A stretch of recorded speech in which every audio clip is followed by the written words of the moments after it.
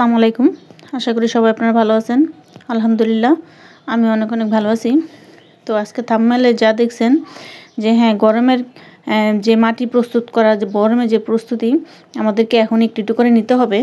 কারণ আমরা যদি এখন থেকে প্রস্তুতিটা না নেই, কারণ শীতের এবার আমাদের খুবই কিন্তু দেরি হয়ে গেছে। বৃষ্টির কারণে এর কারণে কিন্তু আমাদের শীতের বাগান করতে অনেকটা দেরি হয়ে গেছে। যারা বাগান করি তারা অলরেডি সবাই জানেন। তো শীতকালের সবজি সেজন্য কিন্তু আমাদের বাগানে এখনও আছে। তো এখন থেকে আমাদের যেই টবগুলি খালি হবে, তা আমরা শীতের অন্য কিছু না লাগিয়ে আমরা এখন থেকে গরমে যে সবজি আছে তার জন্য আমাদের কিন্তু বাগানটা একটু করে রেডি করতে হবে। তো তার জন্য ফার্স্টে যে কাজটা করতে হবে সেটা হচ্ছে মাটি তৈরি। মাটিরই হচ্ছে বাগানের মেন কাজ। মাটিটা যদি ভালোভাবে রেডি করা যায় তাহলে কিন্তু ইনশাল্লাহ ফলনও মোটামুটি ভালো হয়। তারপরেও তো একটু পরিচর্যা করতেই হয়। তো আমার এই মাটির সাথে দেখতে পাচ্ছেন এখানে চা পাতা মেশানো আছে। তো এখানে আমি এখন আর কিছু দেই নেই। তো এখানে যারা দিতে পারেন তারা চাইলে হাড়ের গুঁড়া, নিমখোল, তারপরে শিংকুচি, এইসব, তারপরে একটু সরিষার খোল, তারপর হচ্ছে যে আপনার এগুলি দিয়ে আপনারা একটু মিশিয়ে নিতে পারেন। মিশিয়ে মাটিটা কয়েকদিন রাখতে পারেন। আর যাদের নাই, আমি খুব সহজে যাদেরকে আমি যেভাবে করি বা মাঝে মাঝে আমিও এগুলি দেই, যেগুলি শিংকুচি, হাড়ের গুঁড়া, কিন্তু খুব কম দেই, কারণ সবসময় যদি অ্যাভেলেবেল না থাকে তাহলে কিন্তু আমি এইভাবে করেই করি। তো এই যে দেখতে পারতেছেন আমার এই যে পুরানো যেটা টবের মাটিটা, এটা কিন্তু আমি কিন্তু ঢেলে এখানে শুকিয়ে নিছি। আর আমার মাটিটা কিন্তু একেবারে ঝুরঝুরে দেখতে পারতেছেন।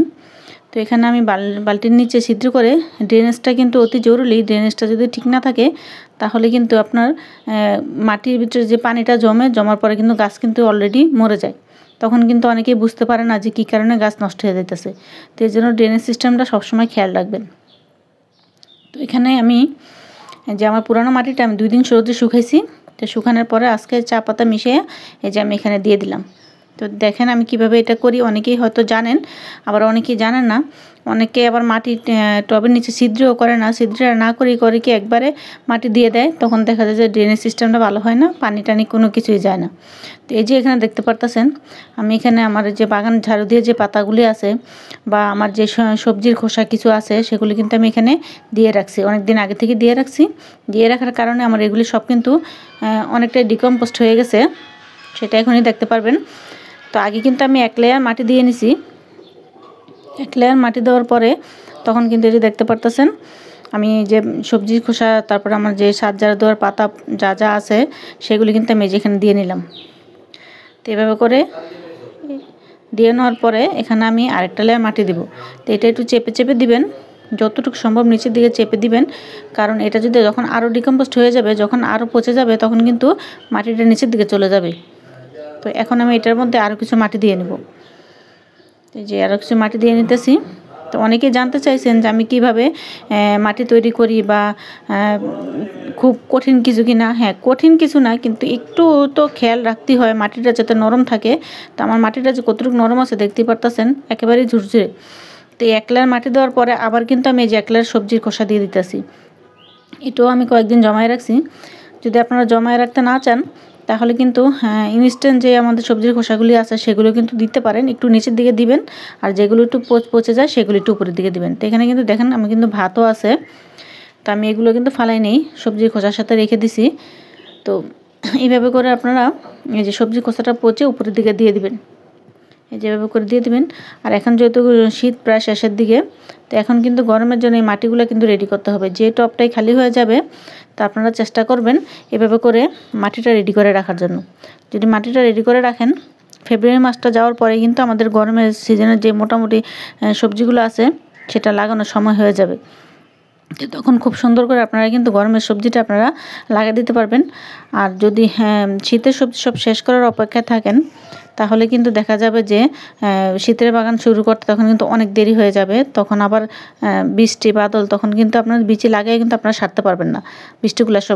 বিচিগুলো সব নষ্ট হয়ে যাবে।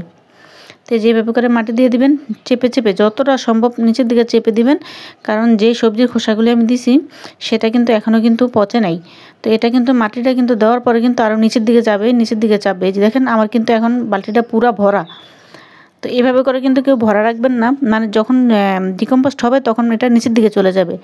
আর যদি আপনারা সবজির খোসা না দিয়ে যদি কেউ বেড তৈরি করেন তাহলে কিন্তু এভাবে ভরে দিবেন না। এই যে এটা আমার এই বালতিটা যেরকম একটু খালি আছে 2 ইঞ্চির মতো, এরকম খালি করে দিবেন।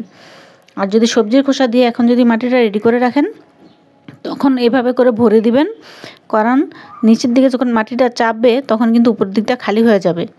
তো এভাবে করে আপনারা মাটিটা রেডি করে নেবেন। তো এভাবে করে যদি মাটিটা রেডি করেন তো দেখা যায় যে সামনে গরম আসার আগেই কিন্তু মাটিটা রেডি হয়ে যাবে।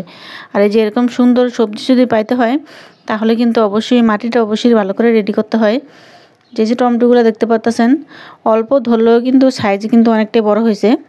তো সবজি যদি অল্প থাকে গাছে কিন্তু খাবারটা খুব তাড়াতাড়ি নিতে পারে, নেওয়ার পরে তখন কিন্তু সবজিগুলো কিন্তু অনেকটাই বড় হয়ে যায়।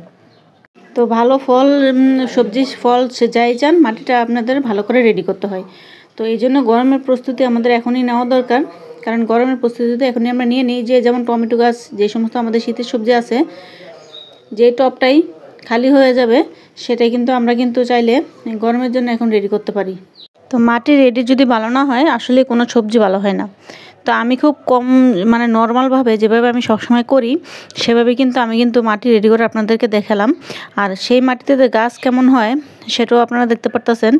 তো সেগুলোর সাথে সাথে যদি মাটিটা যদি একটু উর্বর থাকে, জৈব খাবার থাকে, তাহলে দেখা যায় পরবর্তীতে আমার গাছগুলি যখন আমরা রোপণ করি তখন দেখা যায় মোটামুটি গাছগুলো ভালো হয়। আর যখন ফল দেওয়ার উপযুক্ত হয় তখন থেকে আমাদের কিন্তু খাবারটা প্রতিনিয়ত গাছে দিতে হয়। তো আসলে দুটারই কাজ দরকার আছে, মাটির যেমন রেডি করার দরকার আছে, গাছের পর্যাপ্ত খাবার দেওয়ার দরকার আছে। তো মাটিটা শুরুতেই, আর এই যে এখানে দেখতেছেন আমার 2টা টবে লাউ গাছগুলো আছে। তো আমি এই চারা 2টা একটা টবে নিয়ে আসবো, আনার পরে আমার ওই টবটাও কিন্তু আমি অলরেডি রেডি করে ফেলবো। তো এভাবে করে আপনারাও মাটিটা রেডি করে নেবেন, গরমের প্রস্তুতি নিয়ে নেবেন। আর এই যে বরবটি, এটা তো আপনার গরমেরই সবজি। তো ইনশাল্লাহ আশা করি আমি যে গরমের সবজি এখন গরম আসা শুরু করলে আরও কিছু বরবটি এখান থেকে পাবো, কারণ গাছগুলো তো আমার বেশি দিনের না, গাছগুলো কিন্তু নতুনই, মাত্র 1.5 মাসের মতো হয়েছে। তো সেই পর্যায়ে আমি কিন্তু কয়েকদিন পরপরই বরবটি আপনার হারভেস্ট করতেছি, আপনাদেরকে দেখাই, বা অনেক সময় দেখায়ও না, অফ ক্যামেরায় আমি করে নিই। তো এইভাবে করে যদি চেষ্টা করেন ইনশাল্লাহ আশা করি সবারই হবে। তো আমাদের সবারই উচিত এখন গরমের জন্য প্রিপারেশন নেওয়া। আর যাদের অনেক বেশি জায়গা আছে, যে শীতের সবজি থাকার পরেও ছাদে আরও জায়গা আছে বা মাটি আরও বেশি আছে, তারা চাইলে এখনই আপনারা মাটিগুলো রেডি করে ফেলেন। রেডি করে ফেললে এভাবে করে যদি রেডি করে রাখেন কিচেন কম্পোস্টটা, আর এই যে আপনার মাটি দিয়ে যদি আপনারা যদি এভাবে করে রেখে দেন তাহলে কিন্তু সুন্দর একটা মাটি রেডি হয়ে যাবে। এই ফেব্রুয়ারি মাসটা থাকতে থাকতে কিন্তু সুন্দর একটা 1 মাসের মধ্যে কিন্তু সুন্দর মাটি রেডি হয়ে যায়, আর এটার মধ্যে কিন্তু কোনো দুর্গন্ধ বের হয় না। তো এই আপুর ভিডিওটা যদি আপনাদের ভালো লাগে, কারো উপকারে আসে, তাহলে সবাই লাইক কমেন্ট শেয়ার করে দিবেন। আর একটু পুরাতন নতুন যারাই আছেন একটু শেয়ার করে দিবেন। আর সুন্দর সুন্দর কমেন্টস অনেকেই করেন, তো আমার যতটুকু সম্ভব চেষ্টা করি উত্তর দেওয়ার জন্য। আর নতুন যারা আছেন সাবস্ক্রাইব করে নেবেন, পুরান বন্ধু যারা আছেন তাদেরকে তো অসংখ্য ধন্যবাদ। আর একটা আপু কোশ্চেন করছেন যে আপনার 5টা বেগুনের চারা লাগাইছেন, তো সেখান থেকে একটা বেগুনে ফুল ঝরে যায়। তো আসলে ফুল অনেক কারণে ঝরে, পানি বেশি হইলেও ঝরে, পানি কম হইলে ঝরে, বা পটাশের যদি অভাব হয় তখনও ঝরে পড়ে যায়। আবার দেখা যায় যদি পুরুষ ফুল আসে সেগুলো কিন্তু ঝরে যায়, সেগুলো কিন্তু থাকে না। তো আপনি দেখেন কোনটা একটু সমস্যা হইতেছে, তারপরে সেই অনুযায়ী ব্যবস্থা নেন। যদি পানি বেশি হয় তাহলে একটু কম করে দিবেন, আর যদি পানি কম থাকে তাহলে নিয়মিত সুন্দর করে পানিটা দিয়ে নেবেন, ড্রেনেজ সিস্টেমটা ভালো রাখবেন। তো এইভাবে করি সবাই আপনারা চেষ্টা করেন, ইনশাল্লাহ আশা করি সবারই মোটামুটি ভালো হবে। তো সবাই ভালো থাকবেন, সবাই বেশি করে গাছ লাগান। আল্লাহ হাফেজ।